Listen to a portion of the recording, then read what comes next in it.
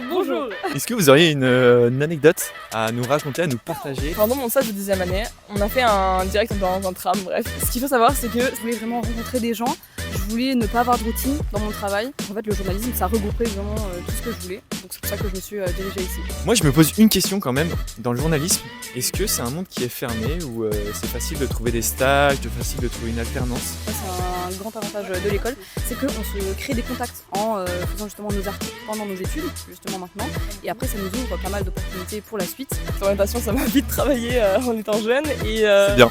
Ouais, plutôt. Pour les gens qui aimeraient aussi intégrer cette formation, comment on fait? Ça se passe sur Parcoursup, il y a des concours, est-ce que c'est difficile? C'est vrai qu'il y a des personnes qui savent directement ce qu'ils veulent faire, mais c'est pas parce que vous vous dites là aujourd'hui je vais faire ça que c'est dans ça que vous allez finir plus tard. Et donc en vrai il faut toujours tester, oser en fait, c'est ça le plus compliqué.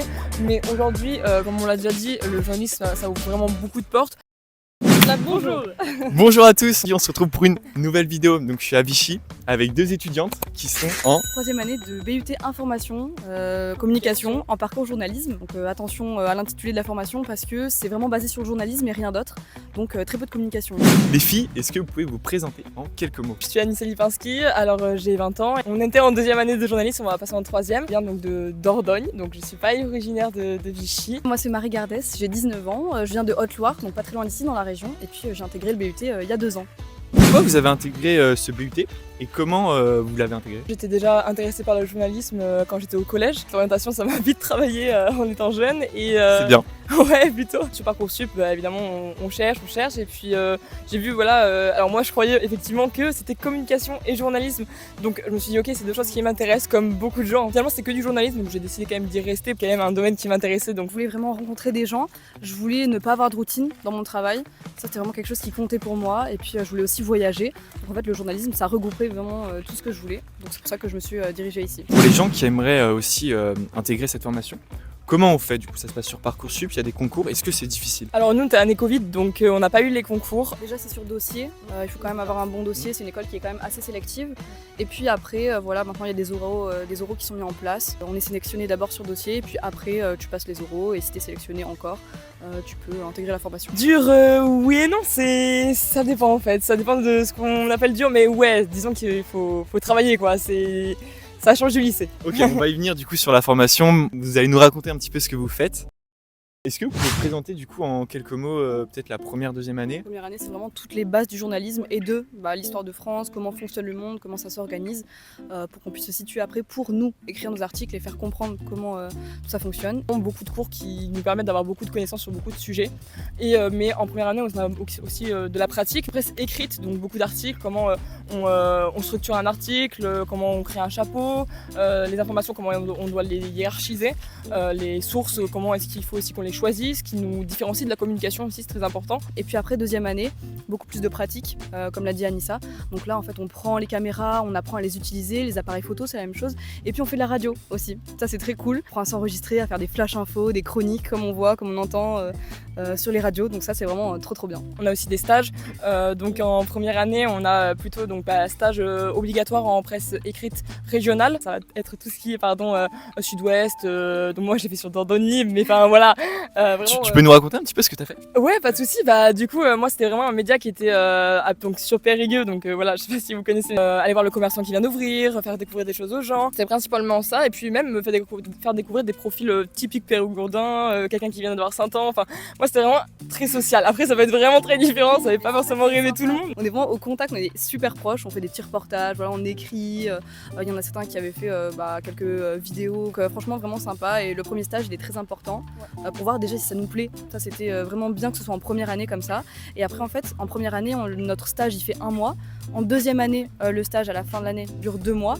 Et dernière année, si on n'a pas d'alternance, c'est 4 mois. Le stage, c'est vrai que première année, comme l'a dit Marie, c'est extrêmement important. Mais après, comme c'est que de la presse écrite, faut vraiment pas se décourager si c'est quelque chose qui nous plaît pas. La deuxième année, justement, ça va être plus ce qui est soit presse nationale, donc là, c'est vraiment les gros titres, soit radio ou télé. Et donc ça, c'est des choses qui peuvent peut-être plaire à à d'autres profil disons que le stage qu'on va faire en première année, mais en tout cas ouais, c'est très enrichissant dans les deux cas. Troisième année, un petit mot? Ça s'annonce là, on peut faire une alternance en troisième année, ça a été validé cette année, et puis sinon on peut aussi faire le parcours classique, donc en fait on a toute l'année en cours, et puis après sur les périodes où les autres sont en alternance, on a des projets éditoriaux.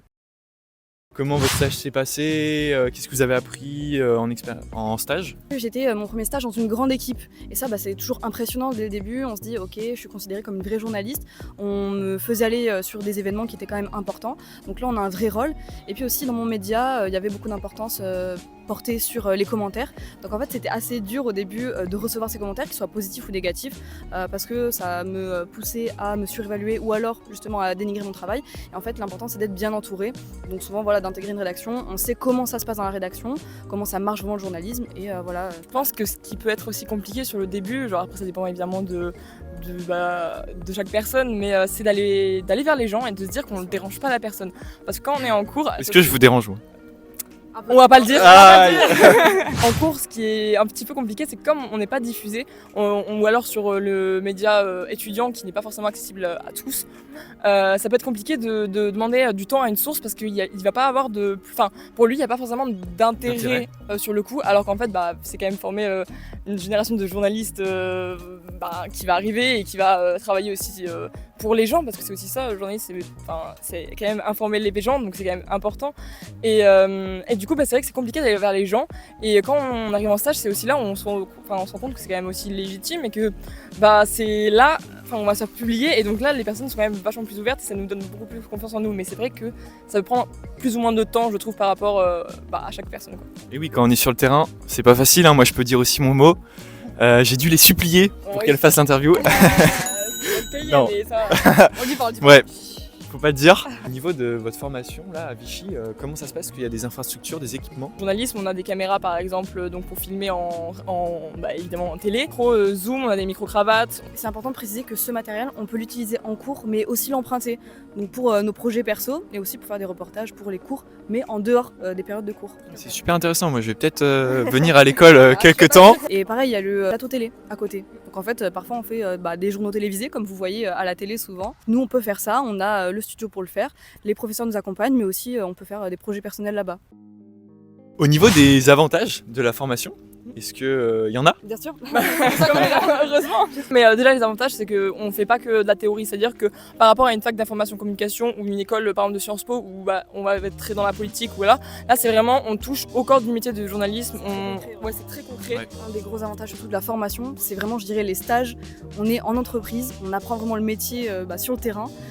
Et voilà, plus l'alternance. On a aussi par exemple des intervenants qui sont eux de vrais professionnels. Par exemple, on a un prof qui travaille pour M6. On a quelqu'un qui vient de France Bleu Périgord. Par exemple, on a pu rencontrer un procureur. Donc, pour échanger sur la relation entre justice, presse. Donc voilà, tous ces intervenants, c'est très important pour nous de les rencontrer et d'avoir un échange avec toute la promotion. Ça fait vraiment des interactions, vous apprenez des choses. Ils sont considérés aussi grâce à ces interventions. Inconvénient en soi, Dommage qu'on ne travaille pas vraiment le format réseaux sociaux pour l'audiovisuel. Sinon l'ambiance est bonne, il n'y a pas de souci. ouais, le prof et la structure cherchent encore à innover, à mettre ça un peu plus au carré entre guillemets. Soit c'est aussi donner une chance à cette nouvelle formation et la faire évoluer. Après, c'est vrai que la formation elle est assez récente. On va être honnête, il y a certaines matières, on pense qu'elles nécessiteraient soit moins de points, soit plus de points. On est voué à progresser toute notre carrière en fait. Donc même si la notation est dure, c'est vrai que parfois, faut essayer de se détacher, ce qui peut être compliqué, mais faut pas lâcher. Je suis pas dans le journalisme, mais j'adore faire des vidéos depuis quelques temps, comme vous l'aurez vu. C'est quoi les perspectives de ce BUT? Il y en a plein en fait. Le journaliste déjà c'est un corps de métier qui est vraiment pluriel, c'est-à-dire qu'on peut, comme on l'a déjà dit, finir dans la presse écrite, finir en télé, finir en radio, mais on peut aussi découvrir dans la communication. Donc en fait quand on sort d'un BUT information communication parcours journalisme, on peut soit se lancer dans un master aussi, des masters audiovisuels ou alors continuer sur la presse. On peut intégrer aussi les grandes écoles parce qu'il faut savoir que un des inconvénients justement de cette école c'est qu'on n'est pas reconnu par l'État. Donc en fait quand on sort de l'école, on n'a pas la carte de presse que les autres BUT auraient ou les grandes écoles de journalisme. Donc ça c'est un petit peu le problème de la formation, même si c'est en cours de reconnaissance. Ou alors voilà, avoir un projet totalement différent et puis après c'est quand même un bagage intéressant pour la suite. Est-ce que vous visez une idée de métier là? Moi je suis vraiment très perdue sur mon orientation, donc pour le coup, mais c'est vrai que pour l'instant je me cherche encore. Après c'est vrai qu'on est très intéressés nous deux par l'audiovisuel. Ouais. Moi vraiment j'aimerais beaucoup faire des documentaires, des formats longs de la vidéo, voilà, aller à la rencontre des gens, filmer des choses que personne n'a filmées. Trop bien. J'ai oublié ma question. Moi, je me pose une question quand même, dans le journalisme, est-ce que c'est un monde qui est fermé ou c'est facile de trouver des stages, facile de trouver une alternance? Ça, c'est une bonne question, dans le sens où ça dépend vraiment de ce qu'on vise. Je pense qu'on a eu beaucoup de témoignages, notamment Marie, de proches à elle, de la formation qui souhaitaient plutôt atteindre des médias assez reconnus. C'est compliqué sur du national, au début surtout, parce que c'est très prisé. Ils n'ont pas forcément besoin de monde. Ça peut être compliqué de trouver un travail en rédaction tout de suite ou même une alternance, un stage, mais c'est faisable. C'est-à-dire qu'il ne faut pas se dire oh, ok, moi j'ai été refusée dans ce grand média, j'ai été pris dans ce petit-là, ma carrière elle est foutue, je vaux rien. C'est pas vrai du tout. Chaque expérience se vale vraiment. Le secret du journalisme, c'est quand même les contacts. Ouais. Donc en fait, il faut bien sûr jouer sur ça. C'est comme dans tous les milieux, mais le journalisme particulièrement. Après, il faut aussi justement l'école. Ça, c'est un grand avantage de l'école. C'est qu'on se crée des contacts en faisant justement nos articles pendant nos études, justement maintenant. Et après, ça nous ouvre pas mal d'opportunités pour la suite. Après, c'est vrai qu'il y a beaucoup de demandes et il y a très peu d'offres, surtout pour les étudiants comme nous, qui sont dans des écoles qui ne sont pas reconnues. Souvent, c'est le motif qu'on utilise pour nous dire que notre candidature n'a pas été retenue. Mais voilà, après, il faut être persévérant, déterminé, et puis on arrive toujours à ce qu'on veut si on a cette mentalité. Bon, t'as parlé de contact. D'ailleurs, je mettrai dans la description le contact de Marie et d'Anissa si jamais vous avez plus de questions en détail. Ou si vous voulez peut-être un stage, je sais pas quoi. On sait jamais. On va passer maintenant sur la partie conseils anecdotes. Est-ce que vous auriez des conseils là pour des étudiants qui se questionnent, qui sont au lycée ou peut-être qui voudraient se réorienter? C'est compliqué parce que le lycée, on vous demande, et même le collège, on vous demande de plus en plus tôt de savoir un peu ce que vous voulez faire plus tard. Je peux me permettre de vous dire que c'est vrai qu'il y a des personnes qui savent directement ce qu'ils veulent faire, mais c'est pas parce que vous vous dites là aujourd'hui je vais faire ça que c'est dans ça que vous allez finir plus tard. Et donc en vrai, il faut toujours tester, oser en fait, c'est ça le plus compliqué. Mais aujourd'hui, comme on l'a déjà dit, le journalisme ça ouvre vraiment beaucoup de portes. Faut pas hésiter à se lancer. Vous n'aimez pas, imaginons que voilà, vous arrivez ici, vous n'aimez pas du tout. C'est pas une finalité en soi, c'est pas sans retour en fait.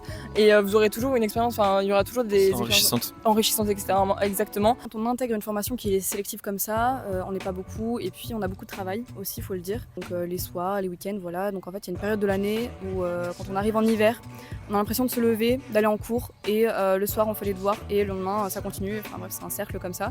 Et c'est vraiment dans cette période où il faut pas lâcher, il faut continuer. Voilà, dans cette promo, il y a très peu de concurrence justement, c'est ça qui est vraiment très bien. Et les professeurs justement nous poussent à avoir cette mentalité. Donc il y a beaucoup d'entraide entre les gens, ça aide beaucoup. Voilà, faut bien s'entourer, faut parler et puis il faut surtout prendre plaisir dans ce qu'on fait. Être heureux dans les études aussi, c'est primordial. Justement à côté à l'université, elle propose beaucoup de sport, des activités, d'ateliers, voilà. Ça peut être créatif, ça peut être du théâtre. Est-ce que vous auriez une anecdote à nous raconter, à nous partager d'un stage, d'un cours, je sais pas, d'un moment que vous avez bien aimé là durant ces 2 premières années? Pendant mon stage de 2e année, on a fait un direct dans un tram, bref. Ce qu'il faut savoir, c'est que c'est hyper compliqué de couper une personne dans son élan quand elle parle. Il y a plein de techniques. Ouais. Faudra me les enseigner. Exactement. Mais bref, c'est très compliqué et du coup, parfois, on est hyper chronométré. Quand on n'a pas par exemple des micro-cravates ou ce genre de choses, on ne peut pas couper les micros. Ce qui fait que pendant, par exemple, ce direct dans le tram, on est en train de faire parler quelqu'un et on avait tous les commentaires de l'autre personne à côté qui est en train de parler de ce que disait la personne, mais on n'entendait pas ce qu'elle disait. Enfin, c'était vraiment une absurdité en direct et c'était sur un média qui diffuse. Donc encore une fois, ça prouve que même les médias professionnels entre guillemets font des erreurs et c'était une anecdote qui était assez drôle. Mais il faut se dire qu'il faut juste pas se mettre la pression et que tout s'apprend même sur le tas. Je vais parler d'un cours qui en fait a surpris tout le monde. Allez, petit appel, c'est pour le stage. Hop, allô ? Ah, une alternance. Je vais parler d'un cours qui était assez marrant en fait. Le professeur était assez morose, on va dire. Non, je sais pas si je dis ça. Un projet qui m'a bien marqué, c'est celui des journaux télévisés en fait. On fait plusieurs JT. Dans l'année et on avait fait un où on avait été délocalisé, donc en fait on va dans une salle hors de Vichy et on fait un semblant de direct et donc là chacun avait son rôle, donc il y en avait qui faisaient des reportages, il y en avait qui étaient chroniqueurs, présentateurs, donc en fait tout le monde travaillait comme une vraie rédaction et ça c'était vraiment sympa dans l'année de faire ça. Est-ce que vous auriez un petit message à faire passer à des étudiants, à des lycéens Ça peut faire peur que ce soit une formation sélective comme ça avec beaucoup de travail qui ne soit pas reconnue, mais c'est toujours un bon bagage. Si vous voulez y aller, que le journalisme ça vous donne envie, juste foncez et vous allez kiffer en vrai. En tous les cas, faut vraiment pas se mettre la pression, c'est ce qui est vraiment important, même si c'est compliqué dans ce genre de période où on a l'impression que là où on s'engage, c'est vraiment un chemin sans retour. Osez quoi. Merci beaucoup les filles, c'était vraiment sympa. J'ai appris des choses. C'est tout l'intérêt. Donc, Je vous souhaite une très belle continuation. Merci. En alternance. Et puis à vous aussi, du coup. On se retrouve pour une prochaine vidéo. N'hésitez pas à vous abonner. Et n'oubliez pas, gardez la banane. Club de sang.